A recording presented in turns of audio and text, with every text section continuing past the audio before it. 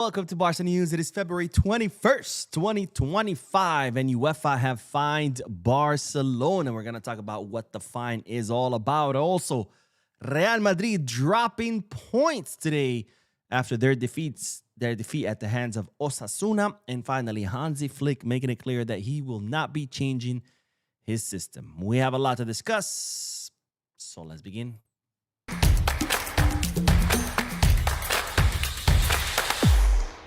Hello everyone, welcome to the channel. My name is Bo.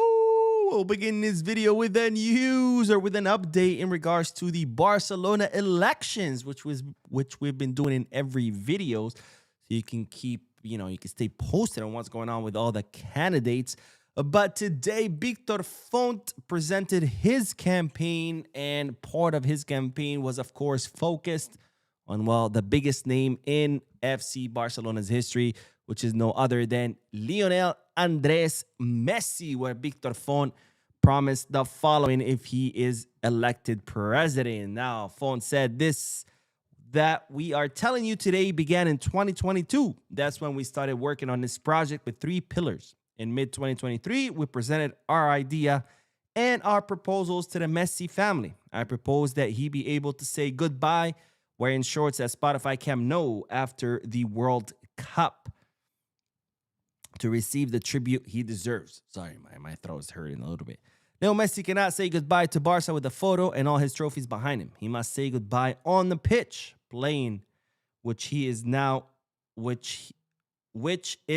he moved us. Which is how he moved us. I think, yeah, how he moved us. I can't even read it anymore. It's pretty late. Anyways, the Culés must be clear that this will never happen if Joan Laporta wins these elections and returns to run the club.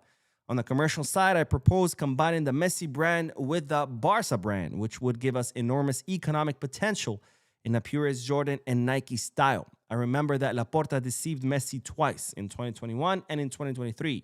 Twice. Reason enough to stop serving as president of Barca. So, ladies and gentlemen, Victor Font promising to bring Messi back, both as a player, so he can play one last time at the Camp Nou and have his goodbye and tribute. And a second way is by combining the Messi brand with the FC Barcelona brand to kind of, bring more money to the club. Now, I got to say, I do agree with the second point.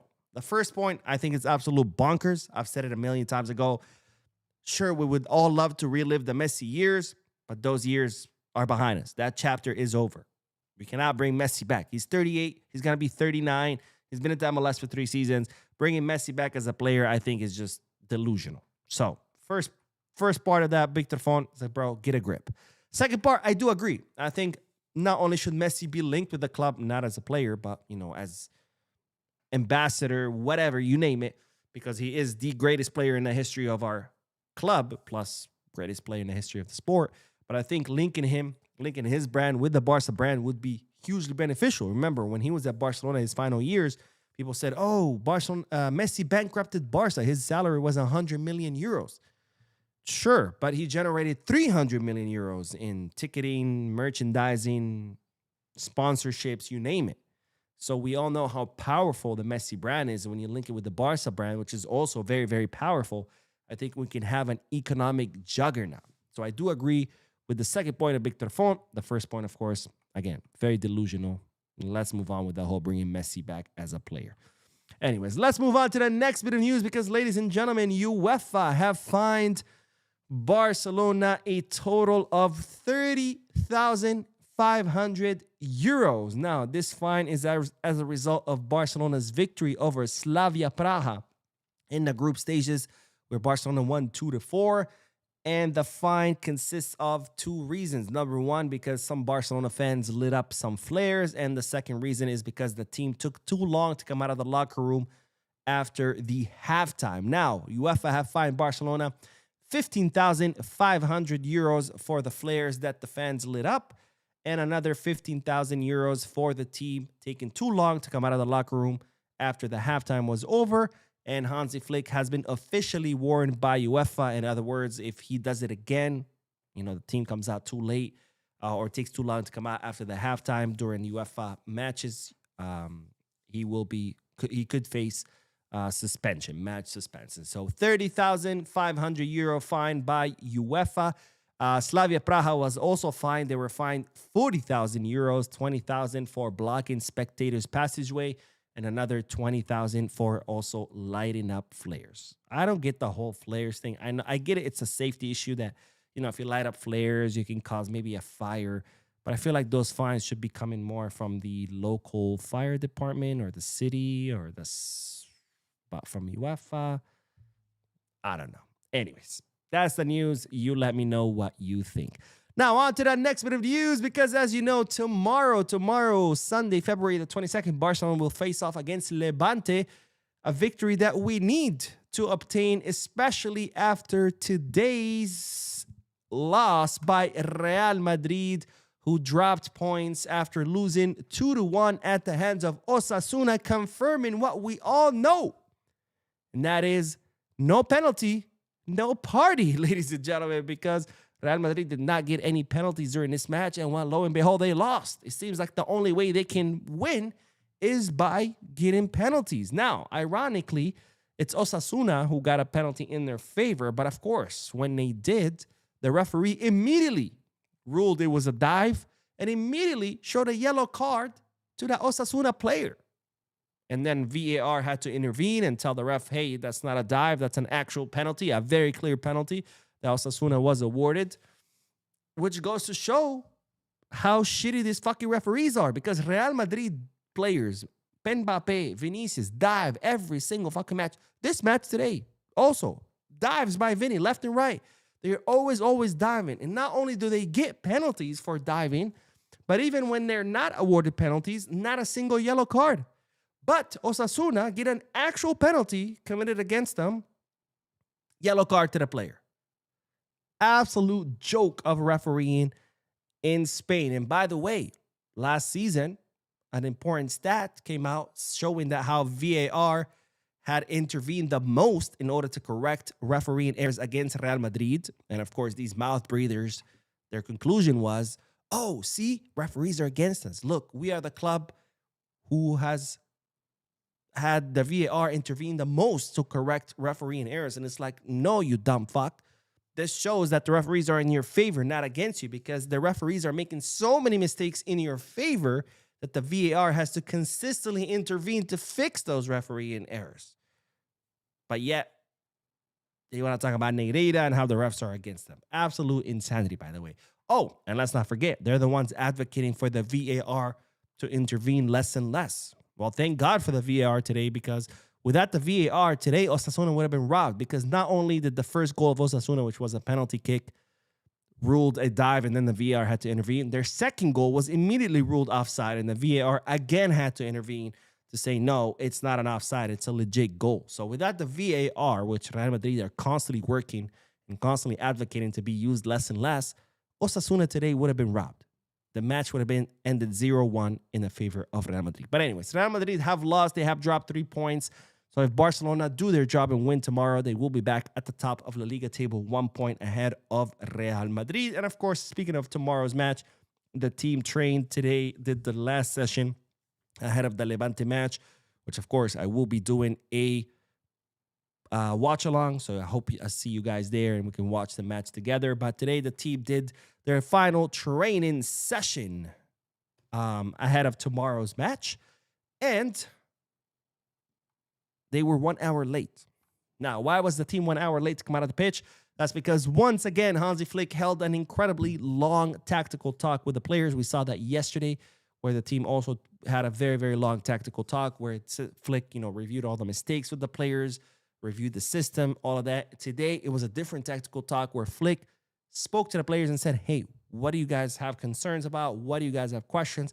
And he kind of took the feedback of the players and once again had a discussion about the whole system to remind the players of the system that they're supposed to be executing, which has brought them so much success. Now, of course, Pedri and Marcus Rashford will be both available for tomorrow's match now that they're back from injury. And of course, Gabi once again trained with the group, which signals that he is nearing his return from injury, which is absolutely great news. Now, speaking of tomorrow's match, Hansi Flick, of course, participated in the pre-match press conference where he was consistently asked about the system. Oh, are you going to change the system? Blah, blah, blah. System this, system that. You know, the same system that has given us 4 trophies so far, the same system who has allowed us to win matches by scoring 4, 5, 6, 7 goals. It's the same system who has allowed us to mount an incredible comebacks. And of course, the same system who has allowed us to demolish Real Madrid 5 out of 6 times, 3 of them being finals. But of course, we lose 2 matches, and all of a sudden, people are like, the system is the problem. We need to change the system. God help us from our own Barca fans. Now, Hansi Flick was asked, how can Barcelona improve after these 2 defeats? And this is what Flick had to say. These are perhaps 3 points off the top of my head, but we have a lot to work on to play as one team. We need to be connected and to press immediately after losing the ball. And that's something we've been missing in the recent matches too. That's what we need to do. Raise the intensity in our philosophy. These 4, 5, or 6 points might help. So Flick making it clear he's not changing the system.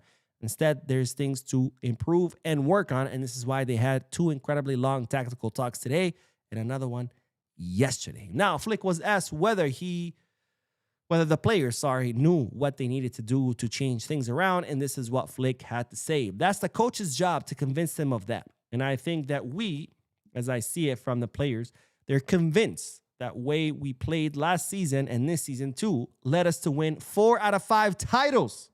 For those of you who are always calling to change the system, 4 out of 5 titles. Remember that every time you start whining about the system that gave you those 4 out of 5 titles. I think the way I talk to the players, they understand, they're 100% convinced. We've now returned to our normal life where we lose some matches. Some things like that isn't good in a club like Barcelona, but we have to accept it and do things better. As I said, I believe everyone is responsible for what we do. Things are not easy, but communication is extremely important. We have been very frank and very open. That doesn't mean that I'm the only one telling them what needs to be done. I also asked him, and that's natural. This is my way of managing things. We need leaders on the pitch, and it was important for them to speak up as well, and that's natural. In the end, I'm the one who has to decide on certain matters, but I also want the players to take ownership of the situation, and I believe they are doing that.